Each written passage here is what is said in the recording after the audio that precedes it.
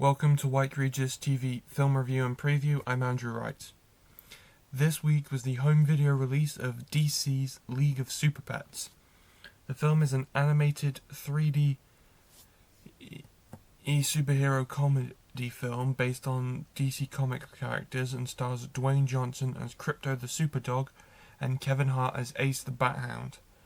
The film revolves around Superman's pet dog Crypto teaming up with shelter animals who gain superpowers in order to save the Justice League from Lex Luthor and his evil superpowered guinea pig.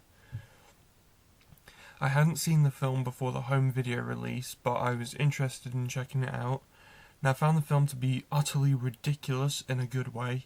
It feels like The Secret Life of Pets, but with superpowers, and it shows us a side of the DC universe that we've never seen before. I ultimately found this film to be entirely constructed around the pre-established chemistry between Dwayne Johnson and Kevin Hart, but I found the standout performances belong to Natasha Lyonne, who plays an old turtle with super speed, and Keanu Reeves, who plays probably the funniest version of Batman that's ever been seen. I give this film 4 out of 5 stars. This weekend marks the release of Halloween Ends, the final film in the Halloween sequel trilogy, and Jamie Lee Curtis's final film as the iconic horror heroine Laurie Strode.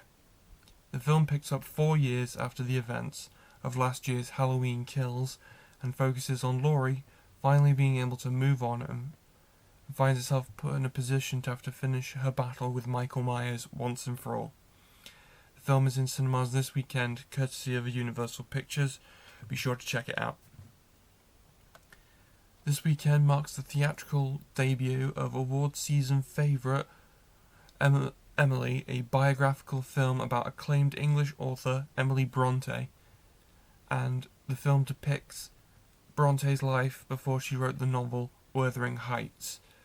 The film stars actress Emma Mackey, most famous for her role in Netflix's Sex Education, and is the directorial debut of actress Frances O'Connor, who is most famous for her roles in the films AI, Artificial Intelligence, and The Conjuring 2. The film premiered last month at Toronto's International Film Festival to rave reviews from critics who praise every aspect of the film. The film has already won 3 awards from a small British film festival in France earlier this month and is expected to play a major presence at the next Oscars. Emily arrives in UK cinemas this weekend, courtesy of Warner Bros. Pictures UK. Production has commenced on the next Kenneth Branagh Poirot film, A Haunting in Venice. The film is a sequel to 2022's Death on the Nile and is an adaptation of the Agatha Christie book Halloween Party. Kenneth Branagh is once again directing the film and starring as the titular Agatha Christie character Hercule Poirot, after previously doing so in 2017's Murder on the Orient Express and 2022's Death on the Nile. A Haunting in Venice also stars actors Tina Fey and Michelle Yeoh, as well as actors Jamie Dornan and Jude Hill after their success in Branagh's previous film Belfast. A September 2023 release date has been set, but expectations are tempered after the mixed critical reception to the first 2 films and the fact that Death on the Nile flopped at the box office.